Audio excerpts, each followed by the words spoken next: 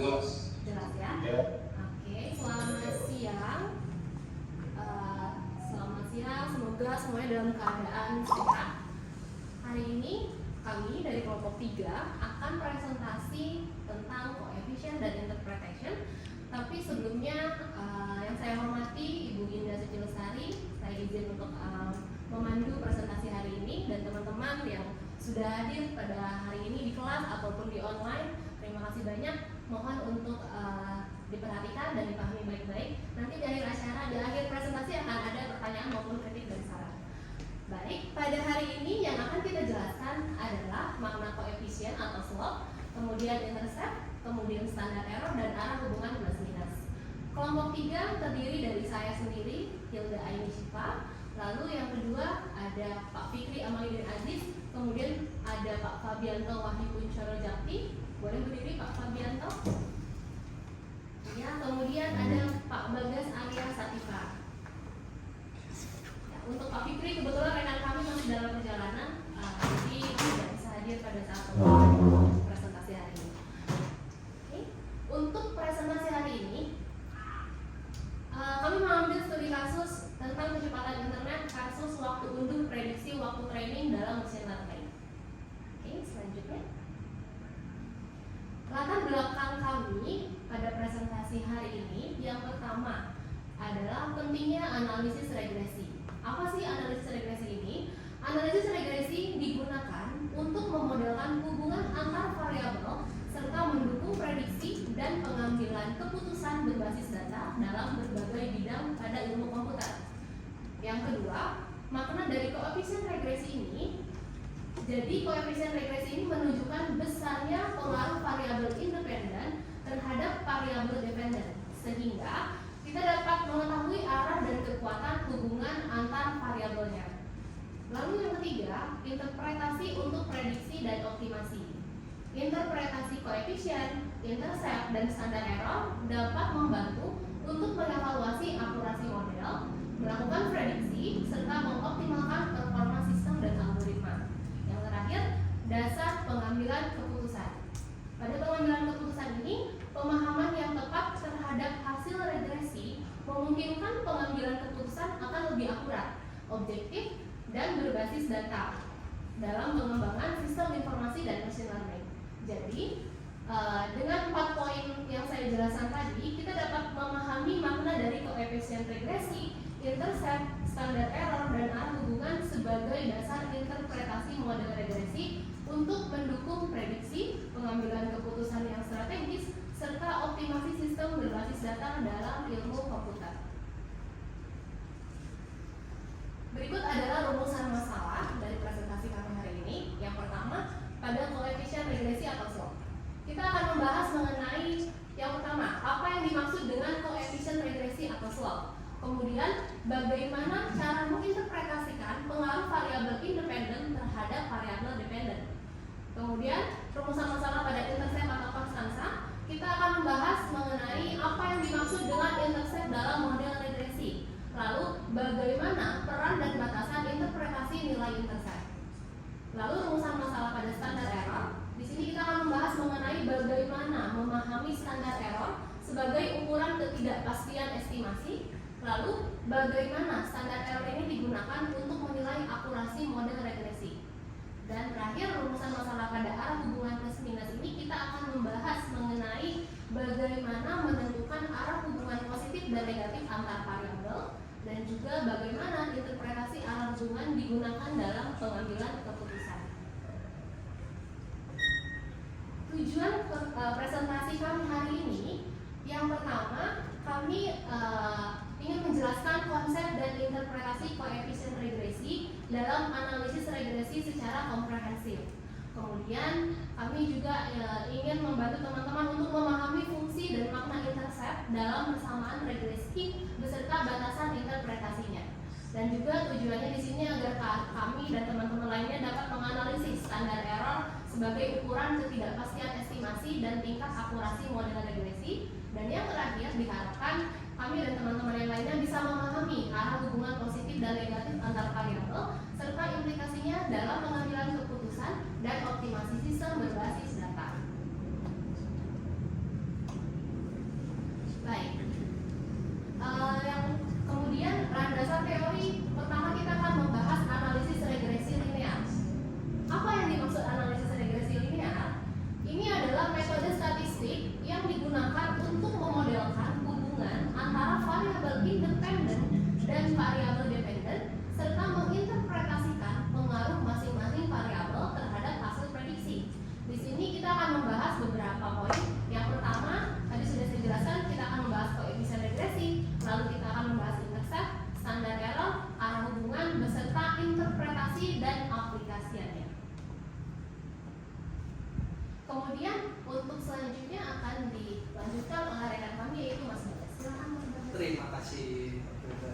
penjelasannya.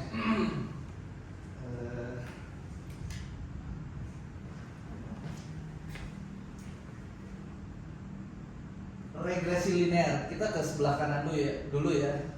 Apa sih itu regresi linear?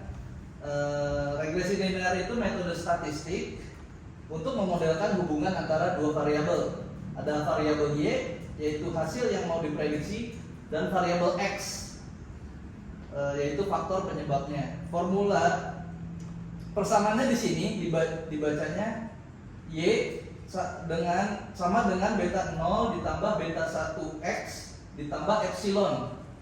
Beta itu huruf Yunani untuk koefisien, epsilon itu huruf Yunani untuk error atau selisih.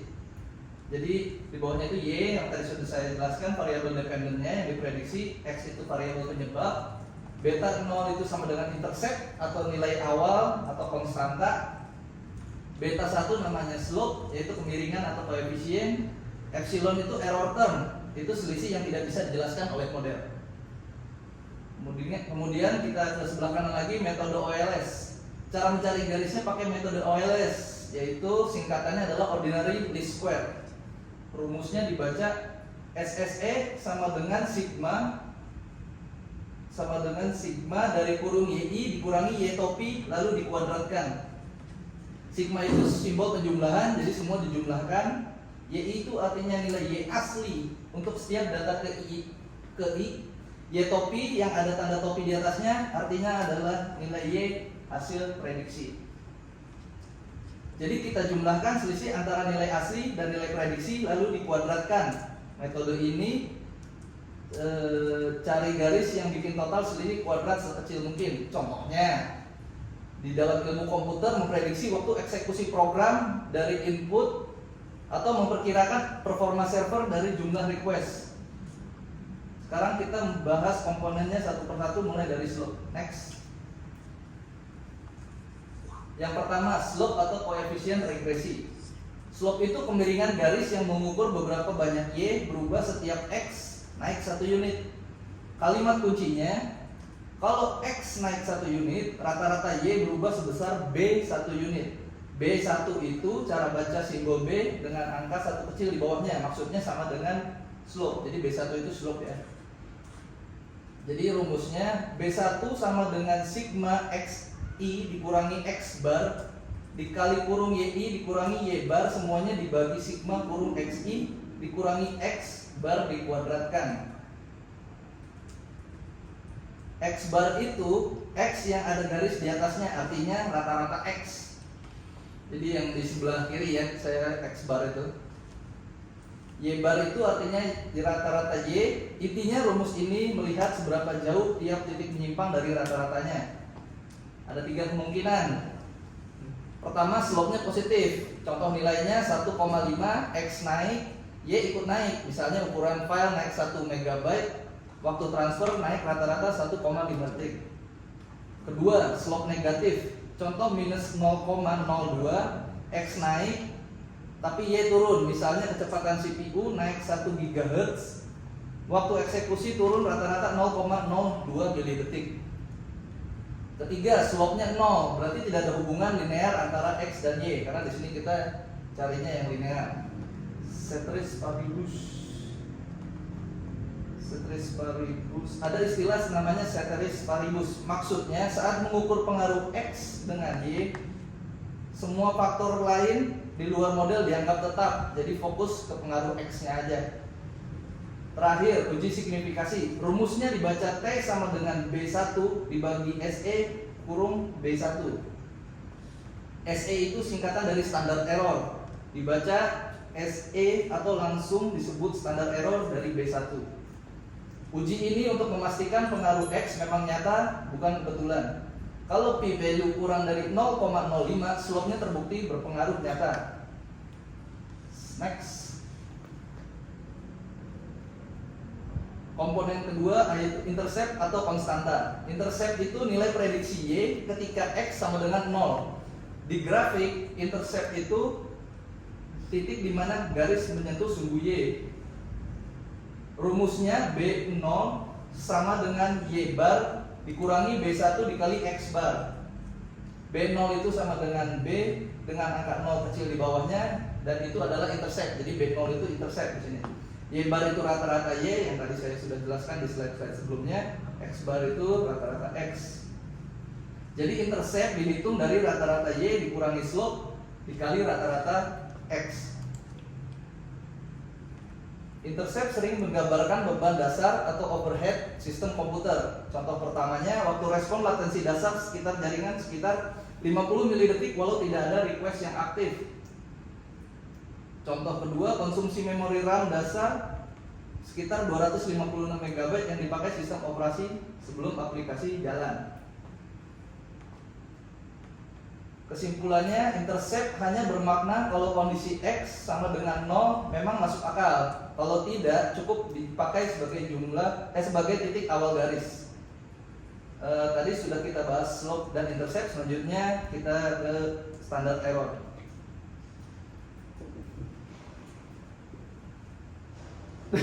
Pas.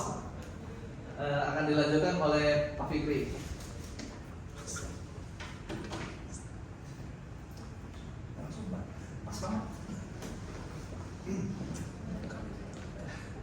Baik, terima kasih atas pemaparannya, Mas. Izin saya akan lanjutkan untuk di standar error ya. Jadi untuk standar error ini terbagi menjadi dua, Bapak Ibu. Jadi yang pertama ada standar error estimasi atau SEE. Dia fungsinya adalah untuk mengukur seberapa jauh sebarang titik data asli meleset dari garis prediksi regresi kita. Nah, makin kecil nilai SEE, maka dia berarti kemampuan prediksi model kita makin presisi dan akurat ya. Nah, kemudian yang kedua adalah standar error koefisien atau SE. Dia berfungsi untuk mengukur ketidakpastian dalam menentukan nilai estimasi slope secara spesifik. Dipengaruhi oleh banyaknya sampel data, menambah data baru biasanya akan memperkecil nilai error ini. Nah, ini kita kasih contoh di bagian bawah sebelah kiri. Itu ada parameter R kuadrat, kemudian nilainya adalah 0,999, SEE-nya 4,77 detik, SE koefisien X itu nilainya adalah 0,22. Nah, di sini untuk Y itu sama dengan 84,5 dikurang dengan 1,55X. Nah, SEE ini sama dengan kurang lebih 4,77 detik. Berarti prediksi waktu download rata-rata meleset sekitar kurang lebih 4,77 detik dari nilai aktual. Nah, untuk standar error koefisien yang sama dengan kurang lebih adalah 0,22, menunjukkan estimasi slope kurang dari 1,55. Cukup presisi ya. Jika penelitian diulang dengan sampel yang serupa, nilai skop diperkirakan hanya berubah sekitar kurang lebih 0,22. Next. Kemudian arah hubungan ya, plus minus. Jadi arah hubungan ini membantu yang pertama validasi model, kemudian strategi optimasi, kemudian juga merumuskan hipotesis penelitian. Jadi yang pertama kita bahas terkait dengan hubungan positif. Jadi variabel X itu naik membuat Y juga naik secara linear. Nah, ini bisa dicontohkan dengan ukuran file yang pertama besar. Waktu kompilasi program juga makin lama gitu ya. Jadi untuk yang hubungan negatif, variabel X itu naik membuat nilainya turun atau inverse. Nah, kita bisa contohkan adalah kecepatan prosesor ditingkatkan, waktu tunggu rendering visual makin kecil. Kemudian juga untuk yang poin ketiga itu tidak ada hubungan. Jadi nilai slope mendekati 0, tidak ada pola linear yang terbentuk. Sebagai contoh, untuk jumlah baris komentar kode terhadap akurasi runtime system. Oke, kita contohkan ya, contoh sederhana untuk kecepatan internet versus waktu download atau waktu unduh. Jadi kita contohkan untuk data N, untuk yang pertama adalah X sebagai Mbps, kemudian Y sebagai detik waktunya. Nah, untuk di X Mbps untuk di row pertama ini 10, Y-nya 80. Kemudian untuk sampai dengan row kelima itu X-nya itu 50 Mbps, sampai dengan Y-nya itu adalah 15 detik. Nah, kalau kita bahas secara yang pertama adalah untuk rata-rata nilai X sama dengan 30 Mbps, Y sama dengan 38 detik. Nah, yang kedua itu kita akan membahas hitung B1, ya hitung B1 untuk XI dikurang X, kemudian YI dikurang Y dibagi dengan XI kurang X kuadrat. Jadi B1 slope-nya itu sama dengan kurang dari 1550 dibagi dengan 1000, maka dia menghasilkan minus 1,55. Kemudian untuk B0 itu Y dikurang B1 dikali dengan X itu sama dengan 38 dikurang kurung buka, kurung tutup minus 155 dikali dengan 30, maka menghasilkan 84,5. Jadi Y sama dengan 84,5 dikurang dengan 155 dikali dengan X. Jadi setiap kenaikan 1 Mbps itu waktu undur turunnya itu sekitar 1,55 detik. Silakan dilanjut. Nah, untuk studi kasusnya, untuk datasetnya kita akan memprediksi waktu training. Yang pertama di sini ada 10 eksperimen ya, dari 1 sampai 10 dengan X itu dalam 1000 sampelnya itu dari 10 sampai 100. Kemudian Y itu dalam menit itu dari angka 16 menit sampai dengan 138. Nah, pengkategorian dataset ini jadi dikategorikan datanya untuk data X 10.000 sampai dengan kurang dari 30 itu dikategorikan untuk dataset kecil. Dari 30 sampai dengan di 68 ini sedang, kemudian juga untuk yang sampai dengan 138 itu kategorinya itu sangat besar ya. Nah, untuk jumlah observasi data itu 10 data di sini, kemudian juga tentang X-nya 10 sampai 100.000 sampling, kemudian tentang Y-nya 16 sampai dengan 138 menit. Kemudian untuk metode analisis itu regresi linear sederhana. Nah, untuk karakteristik dataset itu 30 observasi, variabel X-nya itu adalah ukuran dataset dalam 1000 sampel. Kemudian variabel Y itu waktu pemrosesan menit. Dataset digunakan untuk mengetahui hubungan ukuran dataset terhadap waktu pemrosesan menggunakan regresi linear sederhana. Next. Akan dilanjutkan oleh Mas Fabian. Terima kasih.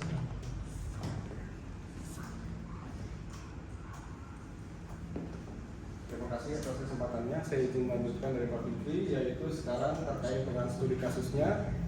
Kita ada studi kasus terkait dengan prediksi waktu training di machine learning. Ini kita punya persamaannya yang sudah kita dapatkan terlebih dahulu.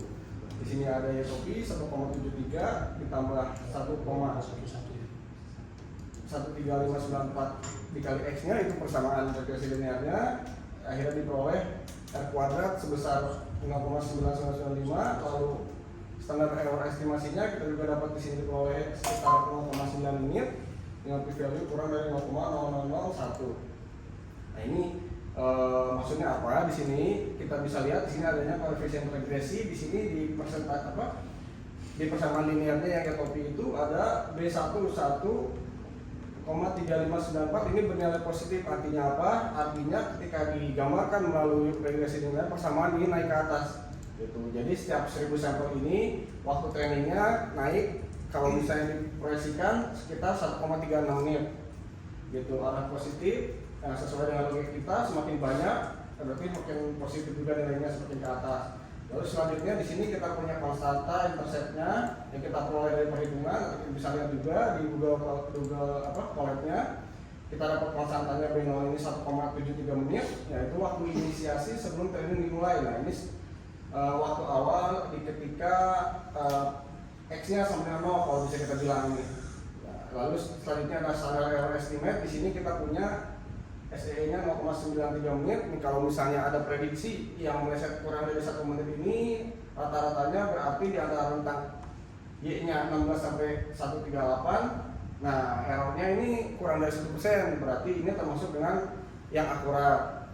Selanjutnya kita juga punya confidence interval. Setiap 1000 sampel ini meningkatkan waktu training antara 1,34 dan 1,38 menit di populasi. Nah, ini juga nanti bisa kita lihat di contohnya. Nah, kita di sini melakukan studi percobaan untuk prediksi di 200.000 sampel ini setelah kita coba memperoleh dengan nilainya hasil 273,6 menit atau sekitar 4 jam 34 menit. Boleh dilanjut. Nah ini kita langsung coba aja Google Colab-nya.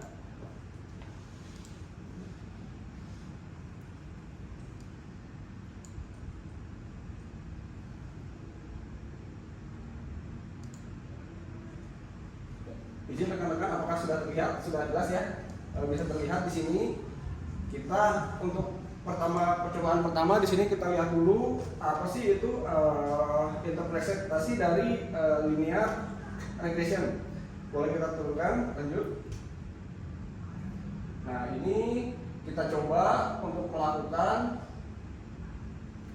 perbandingan antara data kecepatan internet dengan waktu unduh. Nah ini kira-kira nanti hasilnya bakal positif atau negatif. Nah kita bisa lihat di sini data sudah kita masukkan di sini menggunakan model regresi linear. Di sini ada model diprediksikan untuk memperoleh slope-nya seperti apa. Nah diperoleh data seperti ini. Nah ternyata di sini kita lihat ketika di persamaan linear yang bersifat slope-nya negatif ini gambarnya ternyata turun ke bawah atau menurun karena kita punya persamaan regresinya yang bisa kita lihat di sini. Yang pertama kita lihat di sini ada intercept 84.50 ini ketika x-nya sama dengan 0. Nah, ini kita juga punya slope minus 1.55 sampai 0,55 ini bernilai negatif, artinya slope-nya menurun ke bawah. Kita juga punya R kuadratnya 0,88 atau 88%. Di sini artinya adalah data-data ini X ini waktu download Y-nya ini dijelaskan oleh kecepatan internet itu sebesar 88% oleh model ini. Nah sisanya ini oleh faktor-faktor yang lainnya. Nah faktor lainnya itu ada lagi faktor lain. Kalau misalnya menggunakan faktor lain nanti jadinya regresi yang berganda. Nah di sini juga ada nilai X-nya 0 ini. Kenapa sih termasuk ekstrapolasi di luar rentang? Karena ini tidak mungkin gitu ketika nilai X-nya sama dengan 0. Apakah mungkin waktu kecepatan internet ini ketika sama dengan 0 dia mempunyai nilai? Nah ini makanya tidak digunakan. Kalau X sama dengan 0 ini tidak digunakan karena tidak sesuai dengan kondisi yang nyata atau realnya. Sedangkan kalau secara matematis ini memang masih masuk, kurang lebih seperti itu. Nah, untuk selanjutnya kita lanjut yang model yang kedua. Ini tentang tadi yang kita bahas juga terkait dengan waktu pemrosesan oleh machine learning. Ini datanya kita inputkan di sini. Kita lihat seperti apa persamaan regresinya. Nah, menghasilkan ternyata yang ini menghasilkan pola yang naik ke atas ataupun positif. Nah, ini koefisien slope-nya juga positif. Kita punya R kuadratnya lebih besar daripada yang tadi. Kalau teman-teman bisa lihat di sini ada titik-titiknya lebih mendekat ke garis. Rekan-rekan bisa lihat. Nah, ini kalau misalnya makin dekat ke garis ini kurang lebih nanti lebih jelas, R kuadratnya juga lebih bagus gitu hasilnya dibandingkan dengan yang tadi lebih jauh dari garis utama regresi linear yang terbuatnya. Nah, prediksinya di sini ada error juga sekitar 0,39 menit, artinya penyimpangan rata-rata yang terjadi pada garis ini kurang lebih rata-ratanya adalah 0,93 menit atau sekitar 56 detik. Nah, variasinya juga tadi sudah dijelaskan. Untuk yang waktu training ini dipengaruhinya 99%, lebih besar daripada yang pertama tadi modelnya. Nah, sisanya oleh faktor yang lain. Ketika di sini kita coba nih prediksi 100.000 sampel ini ternyata menghasilkan 137. Nah, ini kita lihat di sini 137, sedangkan pada datanya ini awalnya adalah jika menggunakan data dari yang diperoleh ada 138. Ini kenapa jadi ada berbeda data, ada berbeda hasil?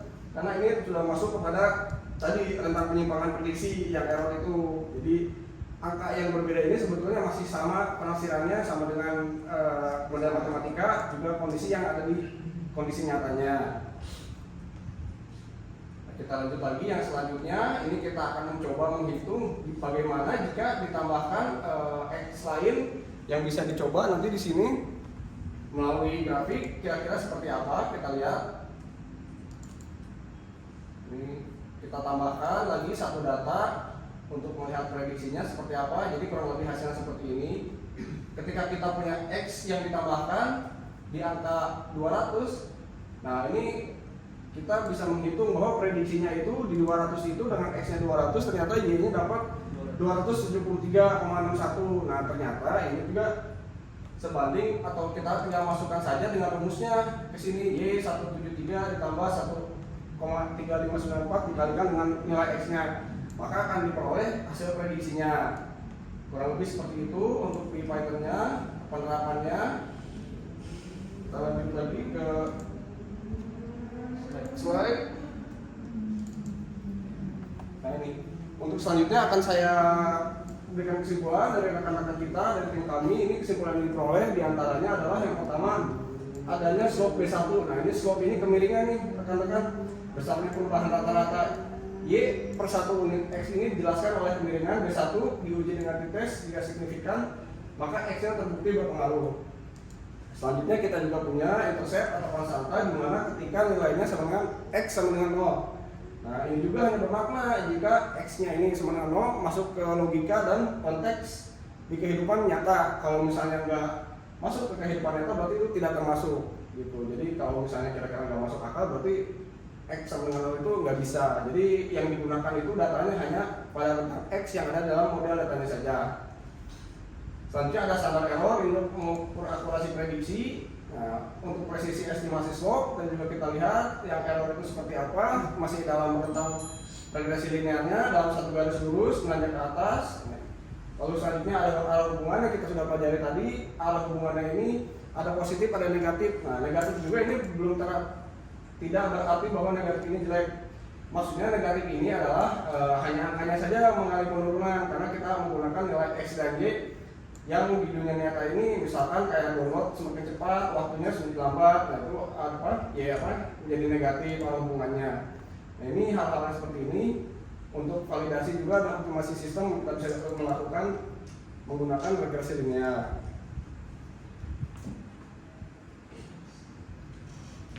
Terima kasih atas kesempatannya.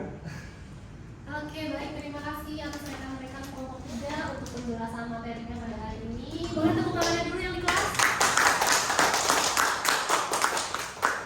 Oke, tentunya hari ini kita mendapatkan ilmu baru ya dari kami rekan-rekan kelompok 3. Selanjutnya saya akan membuka sesi tanya jawab bagi teman-teman yang di kelas maupun teman-teman yang online. Silakan bagi yang ingin bertanya. Saya akan membuka sesi pertama 5 pertanyaan terlebih dahulu.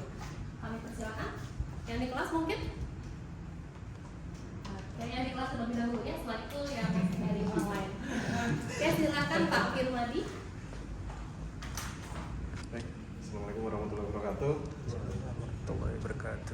Terima kasih atas kesempatannya Mbak Gilda. Saya Firmadi dari kelompok 5 dan juga terima kasih kepada rekan-rekan kelompok 3 atas pemaparan yang komprehensif.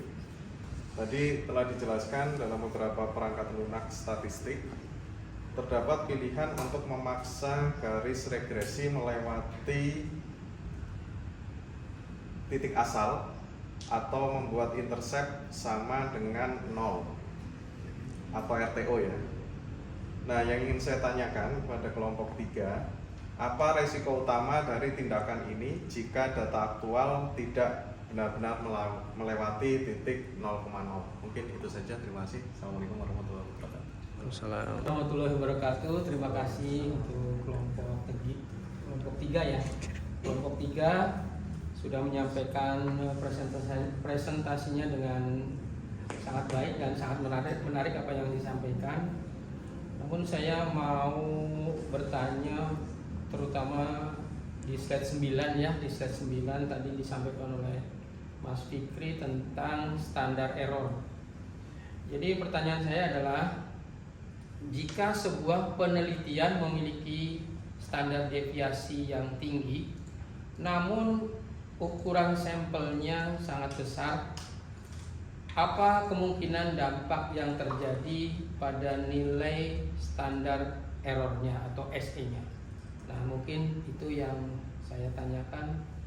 Terima kasih. Baik, terima kasih. Terima kasih Mbak Hilda penjelasannya.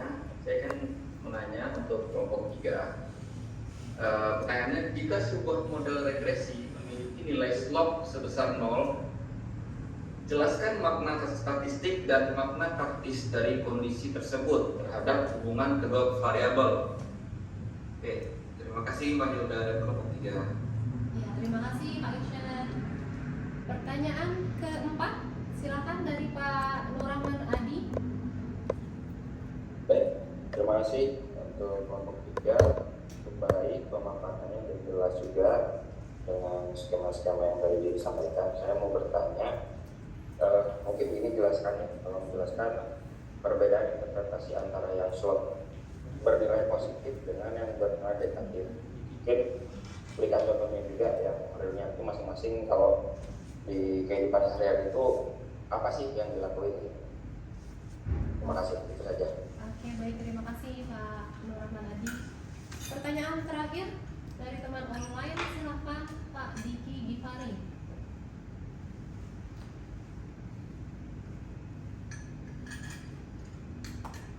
Halo Pak Diki, suara saya bisa terdengar? Silakan Pak Diki. Halo, masuk nggak Pak? Iya, masuk, silakan Pak. Terima kasih kesempatan yang telah diberikan. Saya dari Kelompok 3. Saya ingin bertanya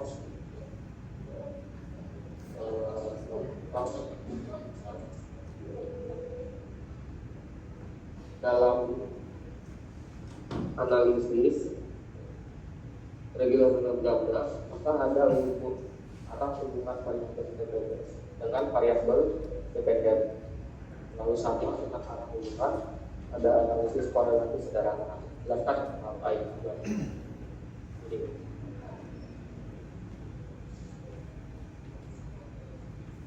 Baik, cukup Pak pertanyaannya? cukup. Oke, terima kasih teman-teman. Ini sudah 5 pertanyaan sesi pertama. Mohon untuk ditunggu sebentar, kami akan menjawab satu persatu pertanyaan dari rekan-rekan yang di kelas maupun yang di online. Lagi akan dijawab oleh rekan kami Mas Fabianto. Silakan Mas Fabianto.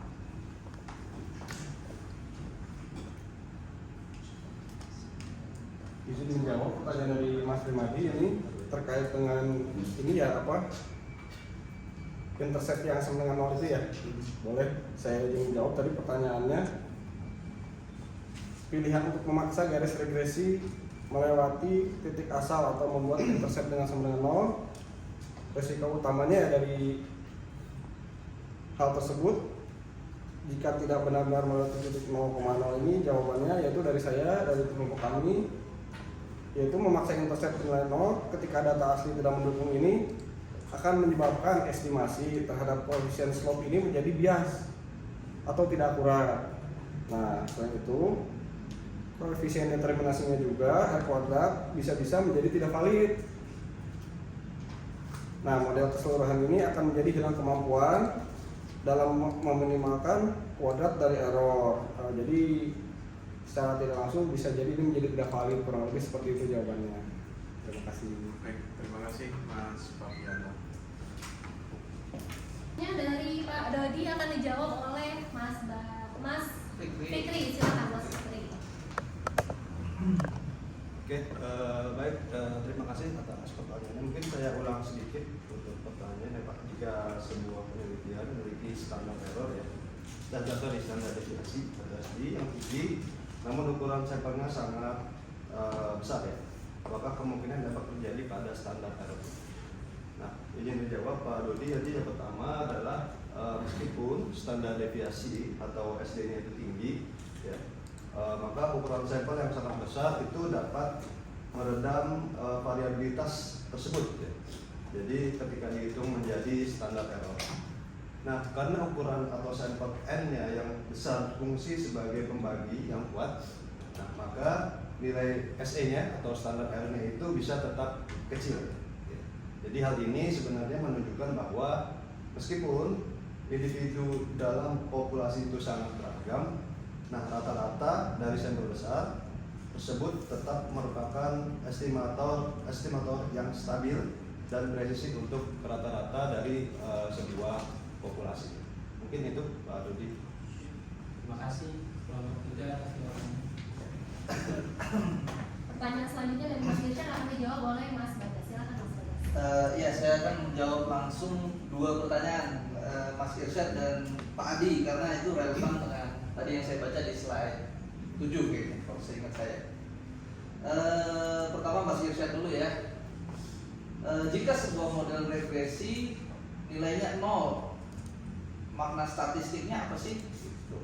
Dari 2 variabel. Jadi secara statistik itu 0 sama dengan bahwa garis regresi itu berbentuk horizontal. Jadi kayak dari mendatar gitu. Secara hasil, secara praktis hal ini tidak ada hubungan linear antara variabel X dan variabel Y. Karena variabel biasanya yang kita ukur itu ada penaikan atau penurunannya. Kalau datar itu berarti sama sekali tidak memberikan dampak atau pengaruh terhadap nilai variabel dependen Y. Begitu Mas Irsyad. Jadi harus agak naik, harus agak turun seperti itu. Bagaimana Mas Irsyad?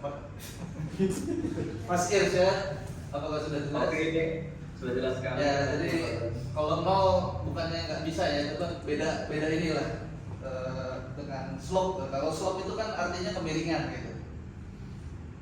Kemudian dari Pak Adi, perbedaan interpretasi antara slope yang bernilai positif dan yang bernilai negatif serta berikan contohnya.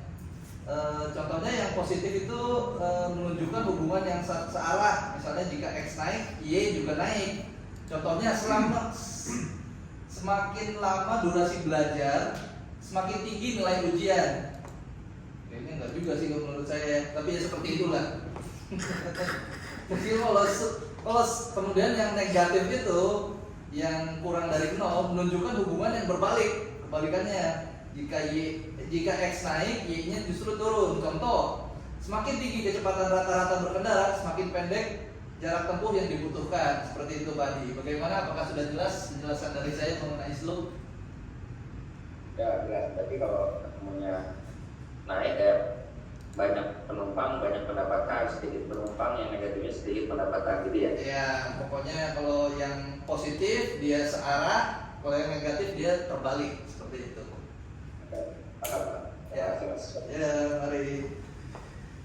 Ya, untuk pertanyaan terakhir itu dari Pak Diki. Halo Pak Diki, saya jelaskan lagi dari pertanyaannya ya. Dalam analisis regresi linear berganda, apakah arah hubungan variabel independen dan variabel dependen itu selalu sama dengan arah hubungan pada analisis korelasi sederhana?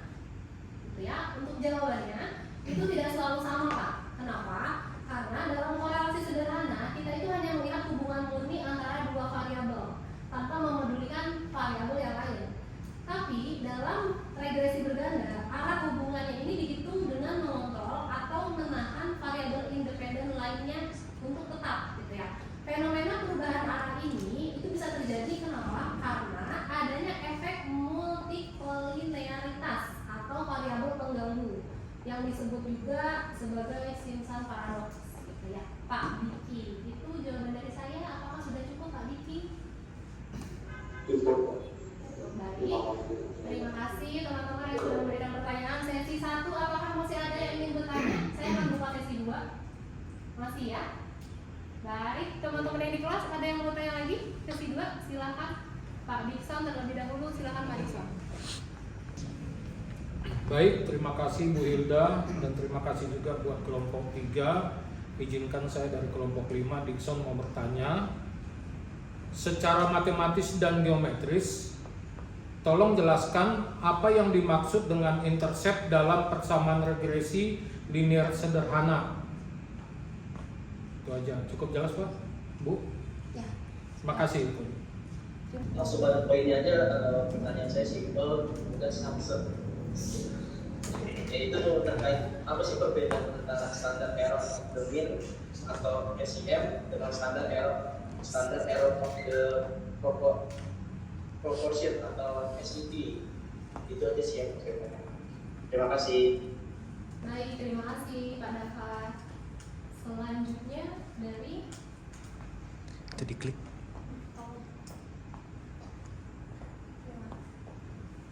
Oke, Pak Muhammad Darmawan, silakan Pak Darmawan. Ya, terima kasih atas sesi pertanyaannya dan terima kasih atas penjelasannya. Saya mau bertanya terkait contoh dalam kehidupan sehari-hari, apa yang dimaksud dengan hubungan positif. Udah mungkin itu aja, terima kasih. Oke, terima kasih Pak Darmawan. Pertanyaan keempat, mungkin masih ada yang mau bertanya? Ini ada Pak Irfan ya, Pak Irfan, silakan Pak Irfan. Baik, Alhamdulillah, terima kasih kelompok 3. Di sini saya mau coba tanya tentang nilai koefisien korelasi. Di sini kan nilai koefisien korelasi itu ada yang positif atau negatif. Di sini saya mau tanya, kenapa nilai koefisien korelasi yang bertanda positif atau negatif itu nggak bisa dijadiin bukti hubungan sebab akibat? Mungkin itu saja pertanyaannya. Terima kasih. Baik, terima kasih Pak Irfan. Satu pertanyaan terakhir, sesi kedua ini dari Pak Warto. Silakan Pak Warto.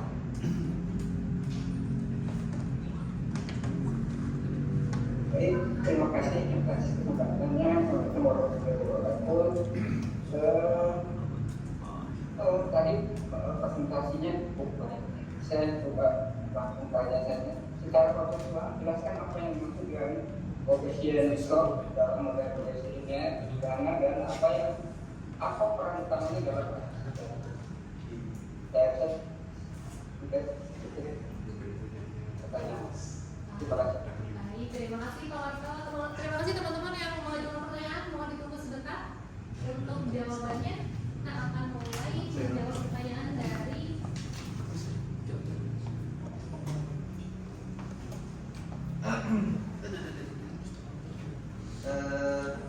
sini Pak Warto. Saya akan menjawab dari Pak Warto ya. Tadi kan Pak Warto menanya tentang apa sih yang dimaksud dengan koefisien slope. Nah, itu tadi yang di slide 7 sama seperti Mas Irsyad dan Pak Adi. Dalam regresi model sederhana dan perannya. Koefisien slope adalah parameter yang menunjukkan tingkat kemiringan dari garis linear. Peran utamanya adalah mengukur sensitivitas atau besarnya perubahan rata-rata pada variabel dependen sebagai akibat langsung dari perubahan satu unit pada variabel independen atau X. Tanpa slope kita tidak dapat mengetahui berapa kuat dan berapa besar kontribusi variabel prediktor terhadap variabel yang kita prediksi. Jadi tergantung kemiringannya itu kuat atau lemah dan pengaruh atau enggak juga gitu koefisien slope. Jadi garisnya itu. Nah itu garisnya itu garis regresi. Tapi kemiringannya disebut slope seperti itu. Gimana Pak Warto? Ya. Ya. Ya, nanti udah. Oh ya, terima kasih, maaf Pak.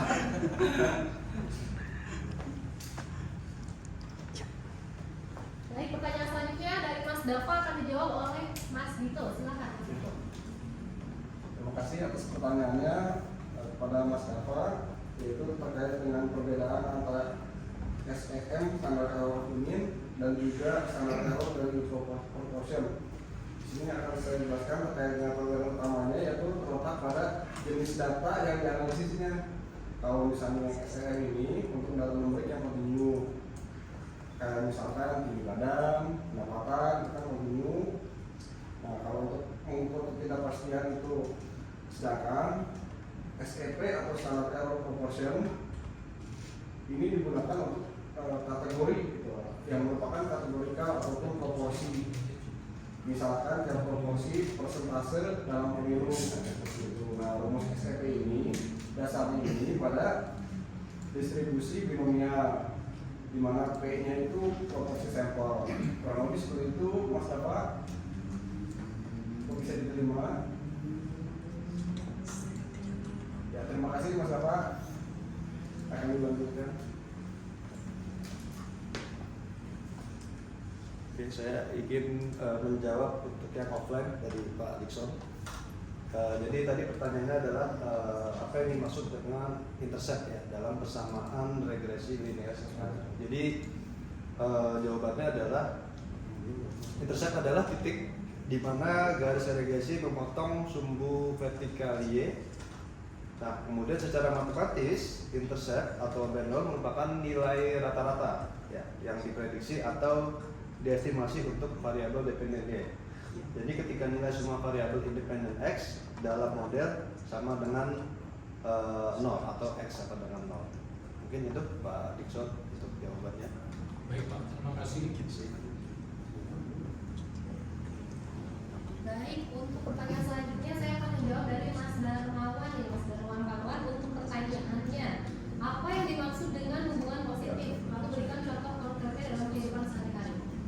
Untuk jawabannya, hubungan positif itu terjadi ketika dua variabel bergerak ke arah yang sama. Artinya, jika nilai variabel independen mengalami kenaikan, maka nilai variabel dependennya juga akan cenderung naik. Sebaliknya, jika X-nya turun, maka Y-nya juga turun. Contohnya di kehidupan sehari-hari, adanya hubungan antara jumlah jam belajar dengan nilai ujian mahasiswa. Biasanya semakin banyak waktu yang dihabiskan untuk belajar, maka nilai ujiannya pun cenderung akan tinggi. Gitu ya. Pak Darmawan, apakah bisa diterima jawabannya? Ya, oke. Terima kasih atas jawabannya, Iya. Mbak Pri. Hilda. Lupa ya. Hampir salah. Baik, terima kasih Mas Darmawan. Mas Irfan udah ya?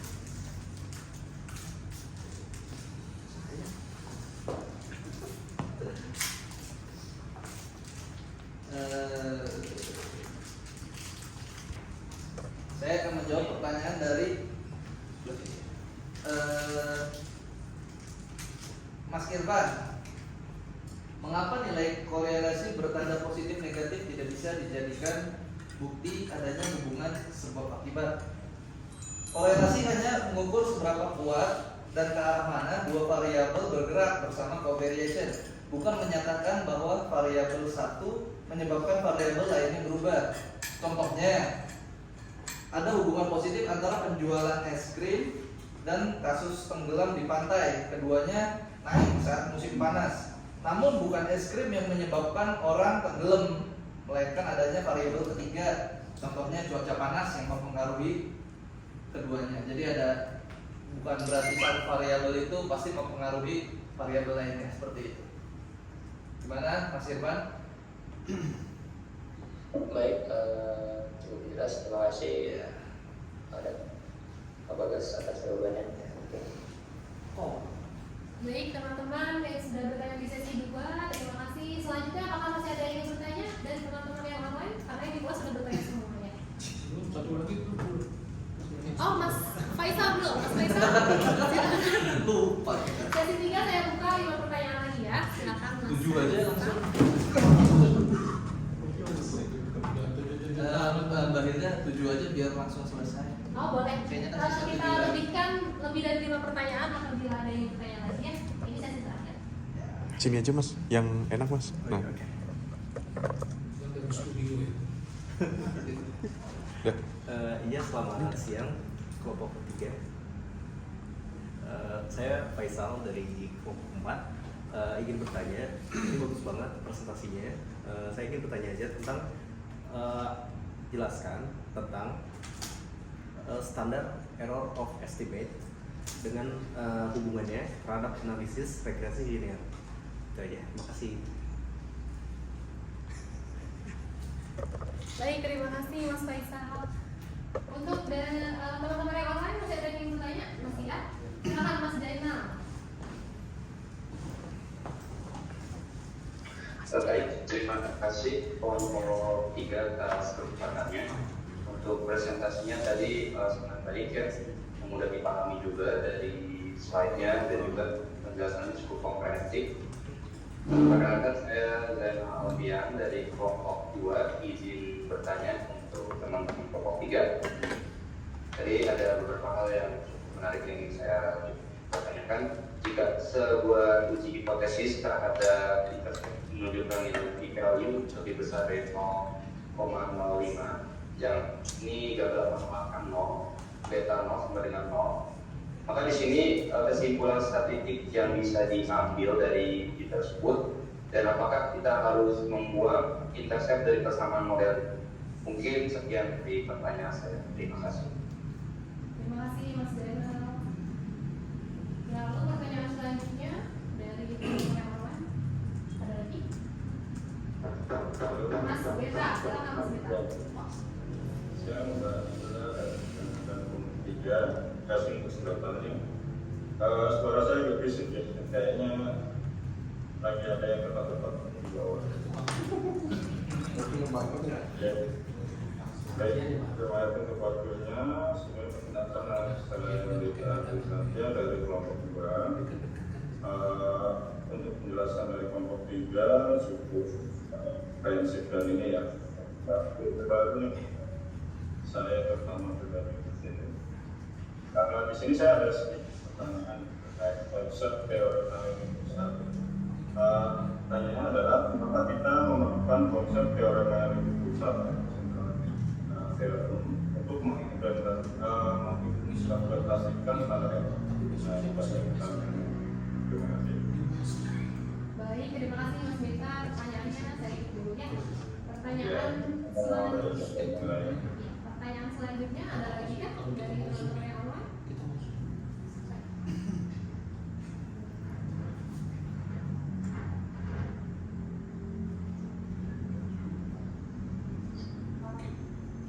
Izin bertanya. Oke Pak Iqbal Reza, silakan Pak. Saya Iqbal Reza, terima kasih sebelumnya. Saya Iqbal Reza dari kelompok 4 yang menanyakan untuk menyimpulkan atau menginterpretasikan nilai SWOT.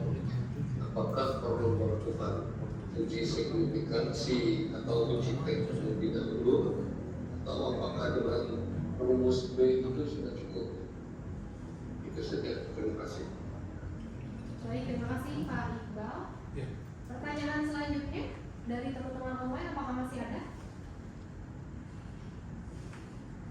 Tidak ada? Sudah cukup? Baik, ini sekalian menutup untuk pertanyaannya. Kemudian saya akan memberikan kesempatan kami kelompok itu untuk menjawab. Jadi tidak ada lagi pertanyaan, saya tutup pertanyaannya ya. Silakan untuk jawabannya dimulai dari Mas Bagas. Saya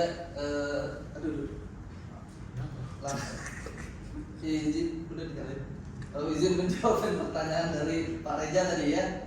Mengapa kita tidak boleh menyimpulkan atau menginterpretasikan nilai slope sebelum uji signifikasi? Karena nilai slope yang yang kita dapat dari data sampel kita itu baru merupakan estimasi. Di sana ada unsur acaknya Pak. Jadi bisa jadi di dalam populasi yang sebenarnya nilai slope-nya itu 0 atau tidak ada pengaruh. Namun karena kebetulan sampel yang kita gunakan ada angka tertentunya, uji T-nya diperlukan untuk memastikan apakah slope tersebut benar-benar signifikan secara statistik, bukan karena kebetulan. Sehingga generalisasi ke populasi bisa valid seperti itu Pak. Jadi kebetulan karena sampel yang kita lihat ada angka tertentu seperti itu. Baik. Terima kasih. Ya, terima kasih.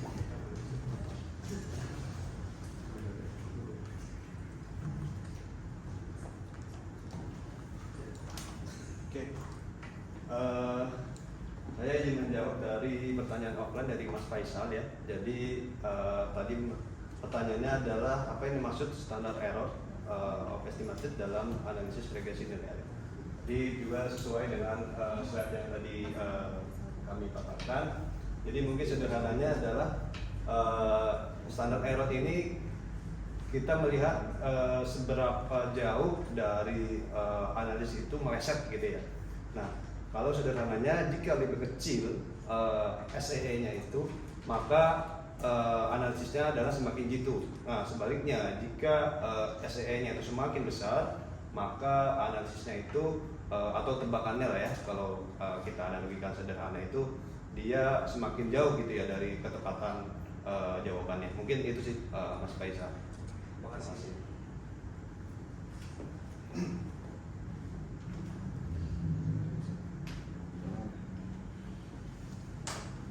Izin menjawab untuk pertanyaan dari Mas Zainal, yaitu terkait dengan uji hipotesis ya, intercept yang menunjukkan p-value ini lebih besar daripada 0,05 yang gagal menolak. Nah, ini kesimpulannya apa? Yaitu kesimpulan statistiknya itu tidak ada bukti yang kuat menyatakan bahwa intercept itu berbeda dari 0. Yang kata lain, jadi kalau misalnya secara statistik ini memang nilainya dianggap dengan 0, tapi kita nggak bisa menghilangkan interceptnya begitu saja.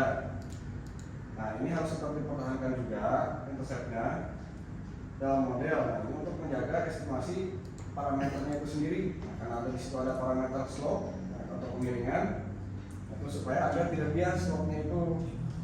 Nah, di sini juga kita pastikan bahwa struktur residunya atau errornya memiliki nilai rata-rata sama 0 atau dengan asumsi dasarnya yang OLS itu sendiri.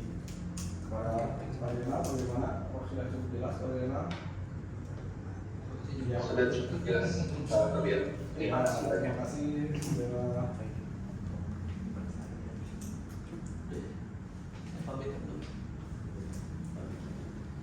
Tadi pertanyaan terakhir dari Pak Beta, saya izin jawab ya Pak Beta.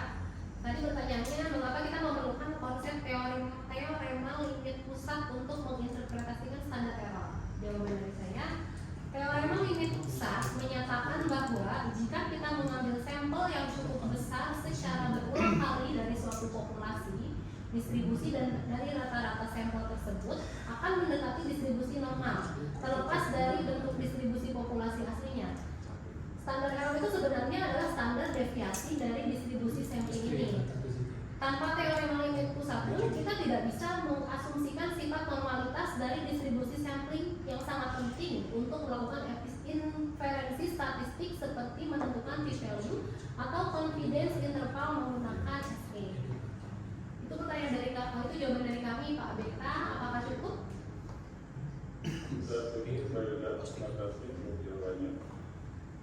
Baik, teman-teman, untuk sesi tanya jawab kami akhiri. Sesi selanjutnya yaitu kritik dan saran bagi teman-teman yang di kelas ataupun teman-teman online yang ingin memberikan kritik dan sarannya, kami persilakan. Pak Dudi, Pak Tun. Pak Dudi biasanya persilakan. sedikit.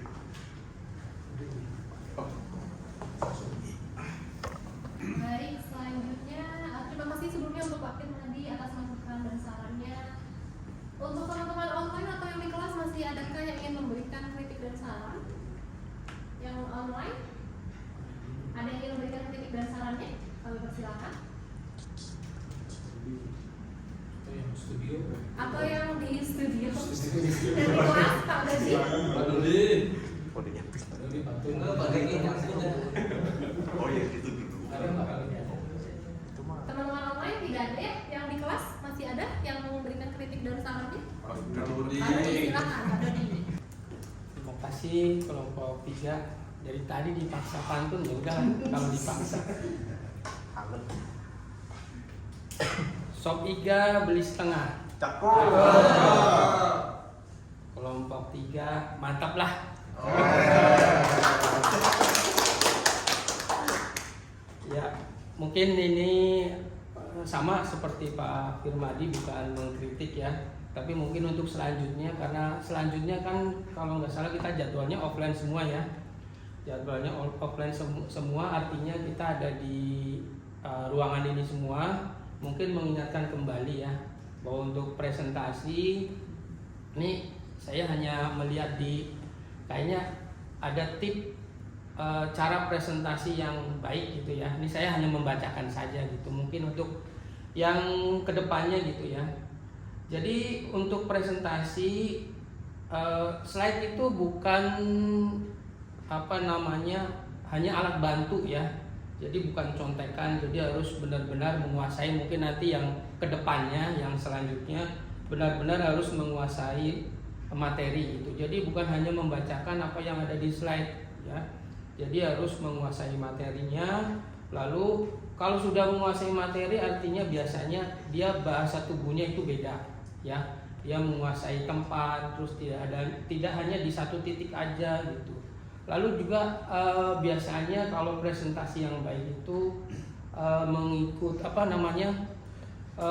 ikut bagaimana audiens itu bisa berinteraksi. Artinya bagaimana teman-teman, apakah sampai sini udah jelas gitu misalnya ya.